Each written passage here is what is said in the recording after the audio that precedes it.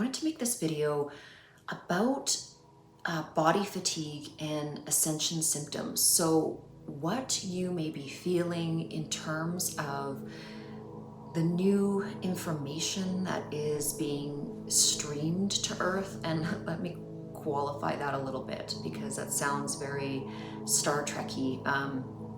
What I mean by this is the particles and the different frequencies that we are actually getting bombarded with recently due to different galactic alignments and just changes in our solar system. So really explaining what that is, its purpose, what it feels like, and giving a little bit of peace and hope,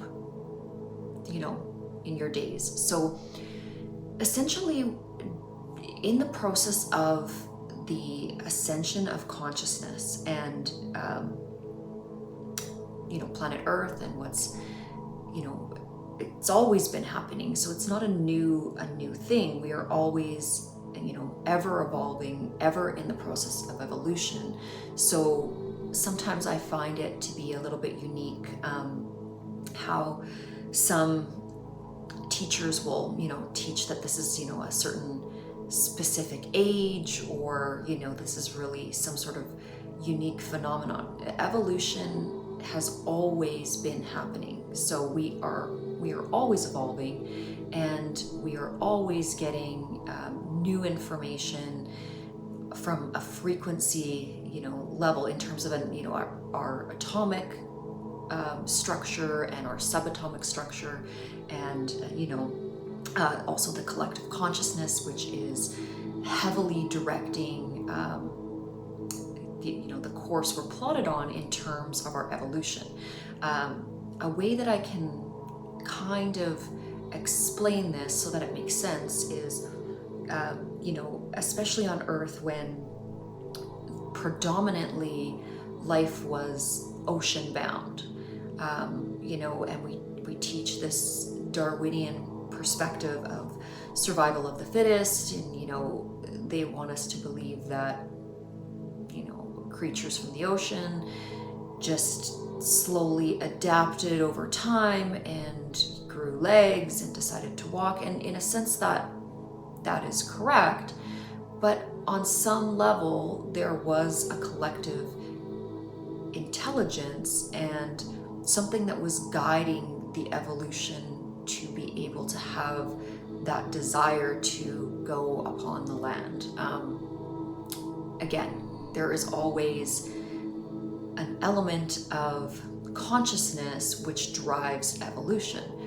Just as we're seeing now, consciousness, the collective consciousness, is driving the evolution within our human family and within all of the adaptations and new evolutionary processes on the planet.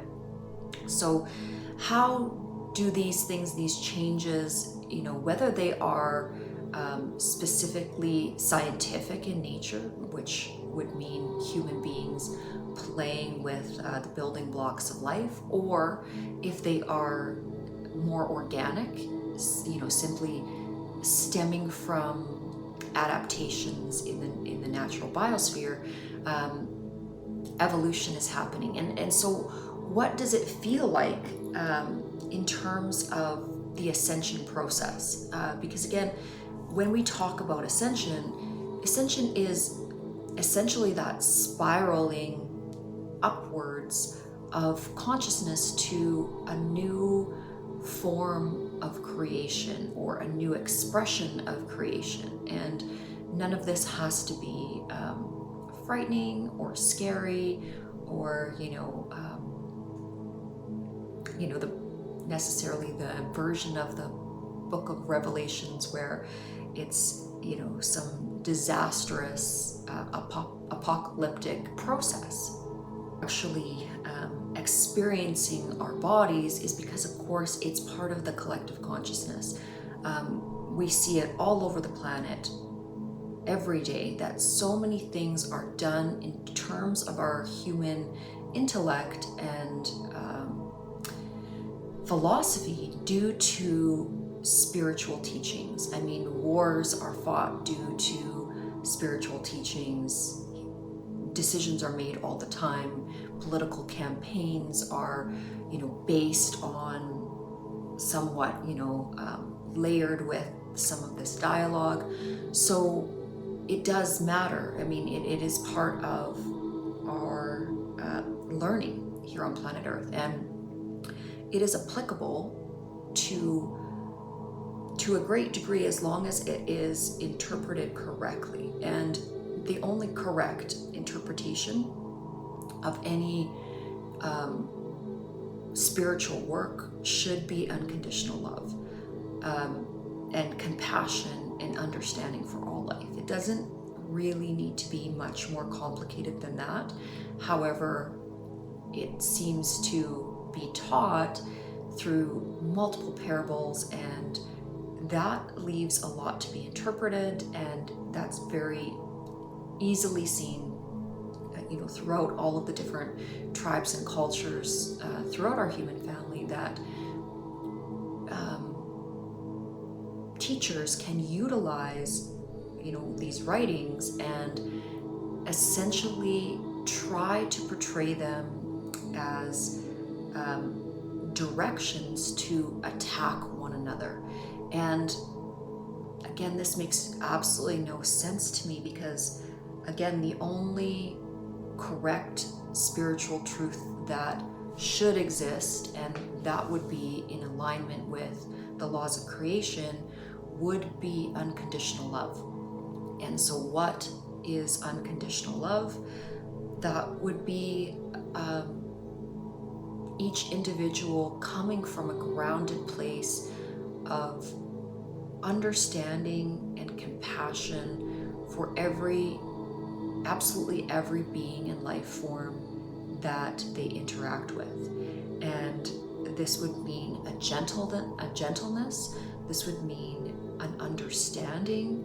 This would mean non-judgment, in the sense of, if we think from a spiritual sense and we think of a creative force or a God force, we must assume that we are not in the knowledge of the capacity of that creative force. So therefore, we would never know all of the pieces from our very limited vantage point and lens of the singular being that we reside in. So because we don't always know all the information, the most compassionate and loving perspective to fall into or to become is non-judgmental and unconditionally kind and humble.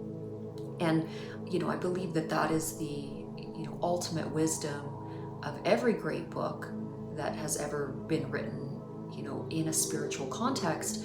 But that doesn't necessarily mean that the institutions here on earth always delineate that message to the masses in a very articulate way.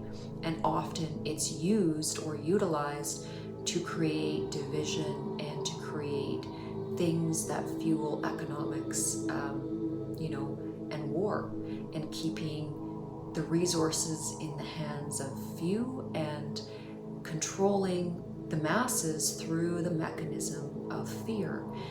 Fear being one of the lowest vibrational expressions of consciousness that can exist. So in terms of this process of more, a greater frequency of spiritual information reaching Earth at this time, what can we expect this to, feel like day in and day out?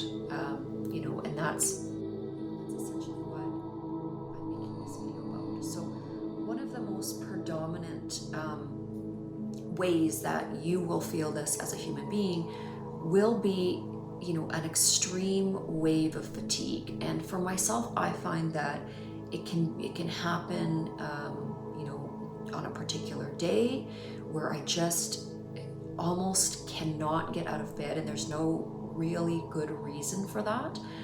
You know, I can have very, very high energy levels, you know, the previous day. And then, you know, within hours, I can feel very, very exhausted, you know, and very, I don't want to say low, but just the energy centers in my body are very, very quiet, I think is the best way to put it.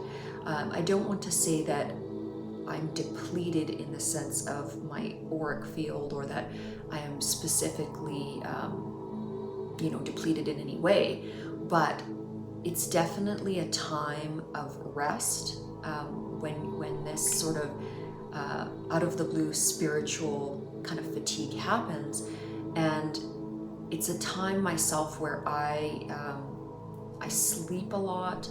I have a lot of very, very, you know, vibrant foods, very, very, try to eat all of the colors of the rainbow, you know, a lot of leafy greens, because again, anything that is green is associated with the heart chakra, you know, the green ray.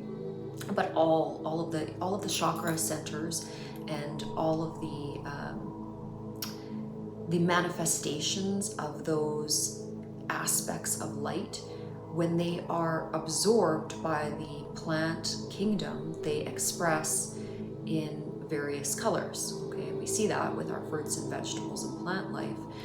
So one of the things that is really cleansing for your chakras and for your auric field, and also energizing, you know, and also will help you to recalibrate, is eating these types of foods. Now, of course, organic is always better. That is sometimes very difficult to ascertain, you know, at this point in our evolution here, because just because something has a label doesn't necessarily mean it is 100% organic. Not all of these things are checked rigorously, but you can do your best and hope that you're getting organic foods as much as possible. One of the ways that you can really identify that is that if the foods are a little bit misshapen, if they are, you know, if there's a little bit of biodegradation happening within the package. So generally, natural foods will tend to break down. That's what they are supposed to do. It's how they function with the body. So I always see, you know, a little bit of spoiling a good sign, because it means that that plant is doing what it was designed to do by nature. So just making sure you're getting a lot of really healthy organic foods. A lot of water. You're going to want to have filtered water. Myself, I live part-time in the city, so the city water is not going to be as ideal for the body. There's a lot of heavy metals and, you know, chlorination processes that are not great for our bodies, and, you know, can lead to fatigue and, you know, disruptions in the body, just in and of the fact that, you know, our cities are, you know, they're very dense with a lot of different energetic fields, and the water quality isn't going to be, you know, as good as it would be if it was purely from a mountain stream or something like that. Okay, and I also want to clarify, there are issues with certain water sources in nature, so you don't want to just go and fill up your cantina in mountain streams, because they can still have biological elements that are not good for you.